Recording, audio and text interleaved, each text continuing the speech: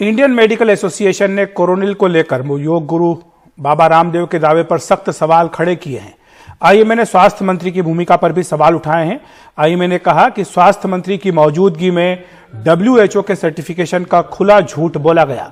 WHO ने खंडन किया कि उसने ऐसी किसी भी दवा को प्रमाणित नहीं किया है। आईएमए ने पूछा है कि स्वास्थ्य मंत्री ने ऐसी दवा को बढ़ावा देने का जो काम किया है, क्या वह अनैतिक नहीं है? एक अवैज्ञानिक उत्पाद को इस तरह रिलीज करना कितना न्याय संगत है? किस आधार पर डीजीसीआई ने इसे मंजूरी दी है, जैसा आपकी उपस्थिति में कहा गया?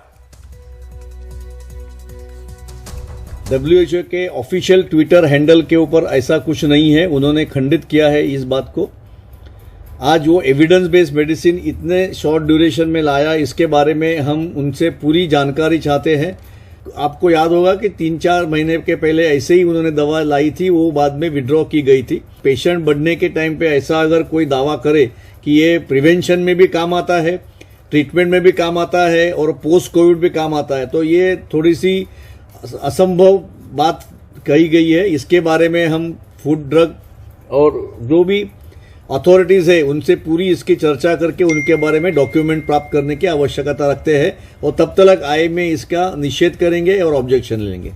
बाबा रामदेव ने कुछ दिन पहले कोरोना के इलाज के लिए अपनी दवा कोरोनिल लॉन्च की थी।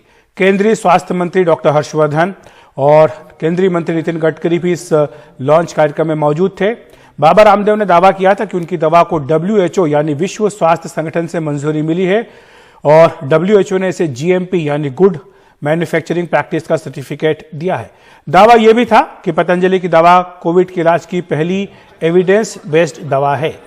लेकिन कोरोना की दवा को लेकर रामदेव और उनके पतंजलि योगपीठ पर दोबारा सवाल खड़े हो रहे हैं।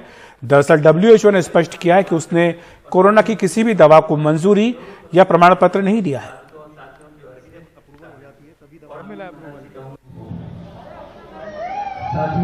मैं आपको सूचना देना चाहता हूं।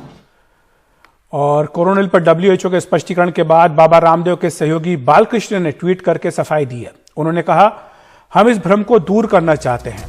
कोरोनिल के लिए डब्ल्यूएचओ जीएमपी के दावे से जुड़ा सर्टिफिकेट ऑफ फार्मास्यूटिकल प्रोडक्ट यानी कूप हमें drugs controller general of India ने जारी किया है। यह बिल्कुल स्पष्ट है कि डब्ल्यूएचओ किसी भी दवा को मंजूर या नामंजूर नहीं करता। डब्ल्यूएचओ दुनिया में स्वास्थ्य सेवाओं की बेहतरी के लिए काम करता है। और डब्ल्यूएचओ की सर्टिफिकेशन पॉलिसी क्या है, इस पर एक बार नजर डाल लेते हैं। डब्ल्यूएचओ दवाओं से जुड़े प्रावधान साथ ही मानदंड को जारी करता है। संगठन किसी भी दवा को सर्टिफिकेट या मंजूरी नहीं देता है। अब आपको बताएं कि ये जो पूरा विवाद उठा है, ये है डब्ल्यूएचओ जीएमपी। तो जीएमपी क्या है? ये good manufacturing practice quality control का एक सेट है। दवाओं की गुणवत्ता और उत्पादन मानकों के मुताबिक हो, इसलिए जारी किया जाता है। कोरोनिल का आयात कब, अगर कोई देश आयात करना चाहता है, अगर कोरोनिल लेना चाहता है, तो वो पतंजलि के जरिए डीसीजीआई से COPP का अनुरोध करेगा। जब डीसीजीआई डब्ल्यूएचओ के दिशा निर्देशों के मुताबिक यह सर्टिफिकेट जारी कर देगी, उसके बाद यह आयात हो सकता है। बाबा रामदेव की कंपनी पतंजलि की कोविड-19 की दवा कोरोनिल वापस सुर्खियों में है। इस बार इसलिए क्योंकि वर्ल्ड हेल्थ ऑर्गेनाइजेशन ने एक स्पष्टीकरण जारी करके कहा है कि उन्होंने किसी भी ट्रेडिशनल मेडिसिन को ना तो रिव्यू किया है और ना ही सर्टिफाई किया है कोविड-19 के लिए।